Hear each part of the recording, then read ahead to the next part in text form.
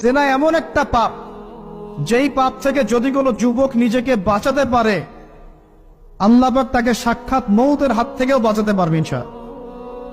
কিভাবে? 3 বন্ধু যাচ্ছে রাস্তা দিয়ে, হঠাৎ করে ঝড়, বন্ধু 3 জন ঢুকে গেল গুহার মধ্যে। কিসের মধ্যে? গুহায়, যে পাহাড়ি এলাকায় আপনারা থাকেন যারা, গুহার মধ্যে। হঠাৎ করে পাহাড়ের পাথর দিয়ে গুহার মুখটা বন্ধ হয়ে গেল। এখন খোলার কোনো অপশন নাই। সবাই বলছে এখন 3 জন, এখন তো আমরা বের হতে পারবো না, সবাই সবার নেক আমলের ওসিলা দিয়ে আল্লাহর কাছে দোয়া কর। এই ছেলে বলছে, যুবক ছেলে, আল্লাহ, আমার একজন চাচাতো বোন ছিল। কে ছিল? এই যে বয়ফ্রেন্ড গার্লফ্রেন্ড, খালাতো বোন, চাচাতো বোন। এখন তো পিনছিরি অবস্থা। এখন এমন একটা অবস্থা, পশ্চিমা সভ্যতার রিপোর্টগুলো পড়ে দেখি, ভাইও বোনের সাথে জেনা করে। ওদের ওখানে নিজের আপন পিতার দ্বারাও মেয়ে সেক্সুয়াল হ্যারাসমেন্টের শিকার হয়। ওরা আমাদেরকে শেখায় এখন ভালো কোনটা মন্দ কোন।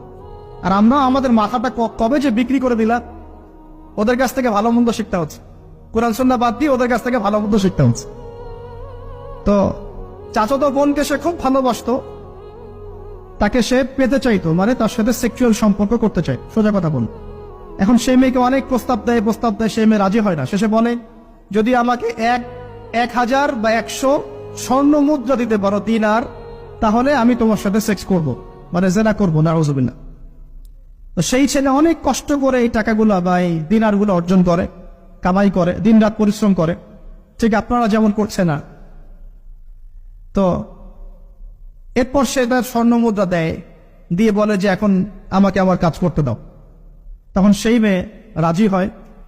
ঠিক যে মুহূর্তে তারা সেক্সুয়াল সম্পর্কটা করবে, ঠিক ওই মুহূর্তেই এই মেয়ে বলে ওঠে, হে আল্লাহর বান্দা, আল্লাহকে ভয় করো। আমি সারা জীবন আমার সতীত্বকে ধরে রেখেছি, কাউকে দেইনি। আমি কারোর সাথে এরকম অন্যায় করি নাই, আমি খারাপ মেয়ে নই, তুমি আমার ইজ্জতটা নষ্ট করো না। কে বলছে কথা? মেয়ে। ওই অবস্থা থেকে কি একটা ছেলের উঠে আসা সম্ভব? এটা কি এতটাই সহজ? এটা কিন্তু সহজ না।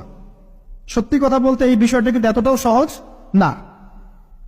যারা অবিবাহিত তারা হয়তো বুঝতে পারবে না, বিবাহিতরা বুঝতে পারছে।